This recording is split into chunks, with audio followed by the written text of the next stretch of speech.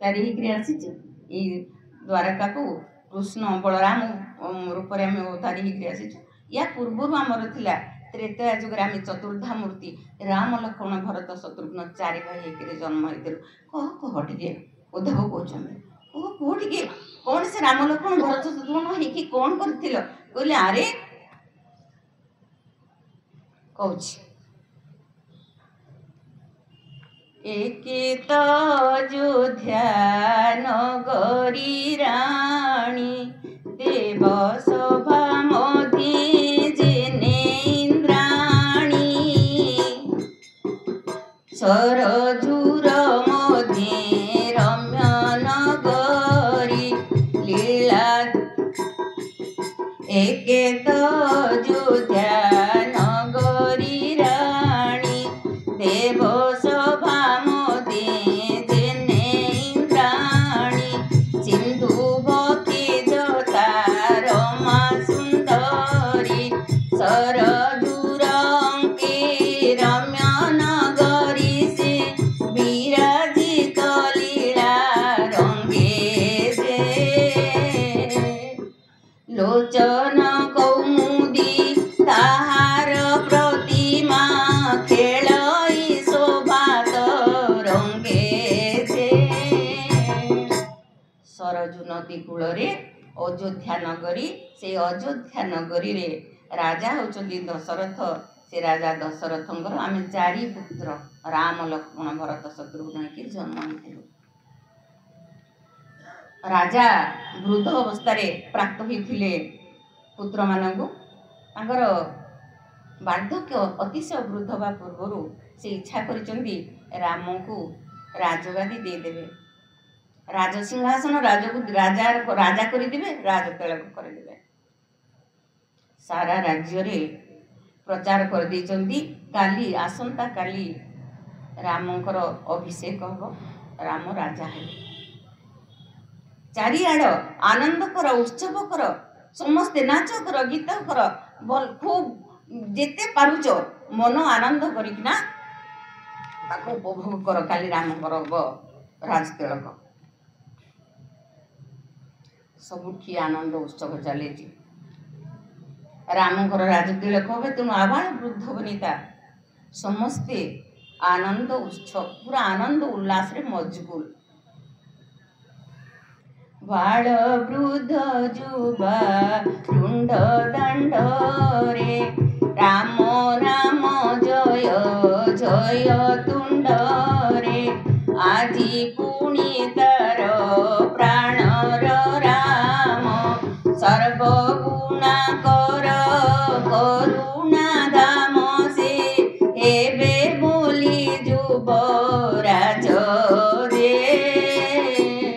ଭବନେ ଭବନେ ମହାମହୋତ୍ସବ ଲାଗିଅଛି ଆଜ ଯେ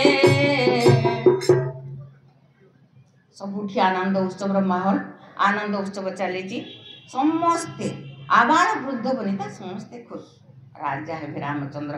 ରାଜା ରାମଚନ୍ଦ୍ରଙ୍କୁ ସମସ୍ତେ ବହୁତ ଭଲ ପାଉଥିଲେ, ବହୁତ ଭଲ ପାଉଥିଲେ। ଛୁଆଦିନୁ ଛୋଟରୁ ବଡ଼ ପର୍ଯ୍ୟନ୍ତ ସମସ୍ତଙ୍କର ସେ ପ୍ରିୟ ଥିଲେ, ନୟନାଭିରାମ। ଦଶରଥ ତାଙ୍କର ଆଦେଶ ଚାରିଆଡ଼େ ଫଲେଇ ଦେଇଛନ୍ତି, ଆଦେଶ କରିଦେଇଛନ୍ତି। ରାତି ହେଇଛି। ପୂର୍ବଦିନ ରାତିରେ ମହାରାଜା ଦଶରଥ କୈକେୟୀ ରାଣୀଙ୍କ ଅନ୍ତଃପୁରକୁ ଯାଇଛନ୍ତି। ସେଠି କୈକେୟୀ ରାଣୀ ଅନ୍ତଃପୁରରେ କୈକେୟୀ କଣ କରିଥିଲେ ଆପଣମାନେ ସମସ୍ତେ ଭଲ ଭାବରେ ଅବଗତ ହେଇସାରିଛନ୍ତି, ଜାଣିଛନ୍ତି ସମସ୍ତେ। ଅଧିକା ଆଉ କଣ କହିବା। କୈକେୟୀ ଜୁଲମ କରିଛନ୍ତି ଦଶରଥଙ୍କୁ। ଯିଏ ମନ୍ଥରାର ଯଦିଓ ଥିଲା ଏଥିରେ ହାତ, ତଥାପି ଭଗବାନଙ୍କର ଏଇ ଦେବତାମାନଙ୍କର ପୁଟ ଥିଲା। ଯାହା ହଉ କୈକେୟୀ ଭଗବାନ କଣ କି ଦଶରଥଙ୍କୁ ମନେଇଛନ୍ତି, କହିଛନ୍ତି ମୁଁ ବର ଦିଅ। ମୋ ବର ଦିଟା ଆଗ ବର ମୋର ଥିଲା, ସେ ବର ମୁଁ ପାଇବାର ଥିଲା, ମୋ ବର ଦିଅ। ପ୍ରଥମ ବରରେ ରାମଚନ୍ଦ୍ର 14 ବର୍ଷ ବନବାସ କରିବେ, ଦ୍ୱିତୀୟ ବରରେ ମୋ ପୁଅ ଭରତ ରାଜସିଂହାସନ ଆରମ୍ଭ କରିବ, ସେ ରାଜା ହେବ। ଦଶରଥ କହିଲେ ନା ନା ଏମିତି ହେଇପାରିବନି, ସିଏ ହେଉଛି ଜ୍ୟେଷ୍ଠ ପୁତ୍ର, ତାର ହେଉଛି ଅଧିକାର ସିଂହାସନରେ। କହିଲା ତମେ କିଛି ଜାଣିନ, ମୋତେ ବର ଦେଇଛ ତୁମେ ସତ୍ୟସନ୍ଧ, ଏ ରଘୁକୁଳରେ ତୁମେ ସତ୍ୟ ରକ୍ଷା କରିବାକୁ ବାଧ୍ୟ। ନିସତ୍ୟ ନ ହୁଅ ରାଜନ ଏହି ଅସ୍ତ କାଳରେ, ନିସତ୍ୟ ନ ହୁଅ ରାଜନ ଏହି ଅସ୍ତ କାଳରେ, କାଳକୁ ରଖିବ କଳଙ୍କ କି ଭାର ରଘୁବଂଶରେ। ତମେ ସତ୍ୟ ଭଗ୍ନ ହେଇପାରିବନି। ये जो वृद्ध काल रे तमे सत्य भग्न हवा ପାଇଁ ଚାହୁଁଛ, ଏ ଠିକ କଥା ନୁହଁ। ଛାଡୁଛ ସତ୍ୟକୁ ଧରୁଛ ପୁଣି ଏହି ମହିରେ, ଛାଡୁଛ ସତ୍ୟକୁ ଧରୁଛ ପୁଣି ଏହି ମହିରେ, ଧନ ଦ୍ୱାରା ସୁତ ରାଜନ କେହି ନୁହେଁ ରେ ଗାରେ। ଏ ଯୋଉ ପୃଥିବୀରେ ଧନ ଦ୍ୱାରା ସୁତ କିଏ କାହାର କେହି ନୁହନ୍ତି, ତମେ ସତ୍ୟକୁ ଛାଡ଼ି ଦଉଛ। ଆଚ୍ଛା ଗୋଟେ ଟିକେ କଥା କହିବା, ଟିକେ ଭିତରେ ବସିବା। ଏଇ ରାମାୟଣ ହେଉଛି ତତ୍ଵର କଥା, ତ୍ୟାଗର କଥା, ଆଦର୍ଶର କଥା, ଭାବ ଭକ୍ତିର କଥା। ଟିକେ କଥା ଏଠି ଦେଖିବା। ତ କୈକେୟୀ କହୁଛନ୍ତି ରାଜାଙ୍କୁ ଯେ ଧନ ଦ୍ୱାରା ସୁତ ମହିରେ କେହି କାହାର ନୁହନ୍ତି। କୈକେୟୀ କରୁଥିଲେ କ'ଣ କ'ଣ କରୁଥିଲେ?